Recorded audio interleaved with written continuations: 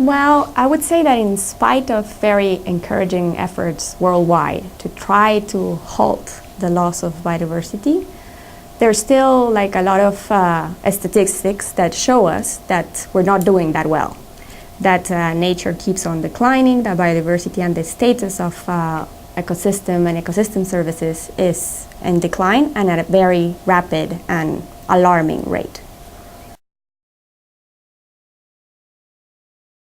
Hyderabad is the first COP, the first conference of the parties after the very successful and very expected Nagoya COP 2 years ago.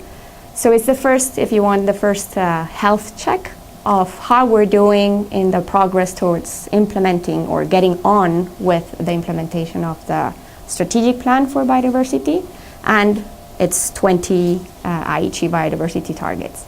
IUCN is hoping to keep the sense of urgency high, like what permeated the discussions in Nagoya, like that urgency to do something now and to act to halt that loss of biodiversity, to keep it as well in during this COP. Keep that sense, keep that enthusiasm, let's say, to go forward and trigger more action on the ground so that we can see some really good results that we can measure.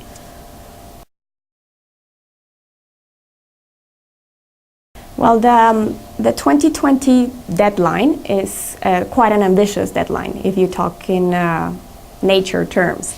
10 years is not enough, let's say, for biodiversity or ecosystems to recover when they are in serious decline. But parties in Nagoya made that choice, that decision, consciously to put those targets as ambitious as they are. But they are solid targets. So if we keep on encouraging national action, if we keep on encouraging action on the ground and based on national needs and needs assessments at the national level again, I think that we are not going to repeat the same story that we have in 2010. So there's hope. There's hope that if we keep on doing the right things, we might have gone through the right path and achieved the 2020 targets.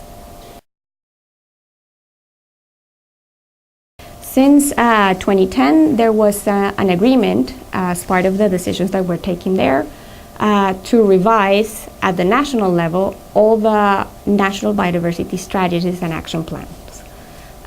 Those national biodiversity strategies and action plans, or NBSAPs, are like the backbone of the laws and the regulations at the national level on how each country deals with the protection of their environment, nature, biodiversity, etc.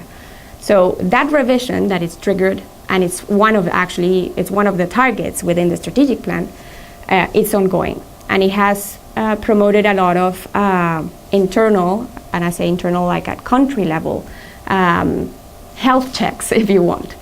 They are doing that revision on a conscious basis and looking at how nationally they can respond or adapt to the global level targets.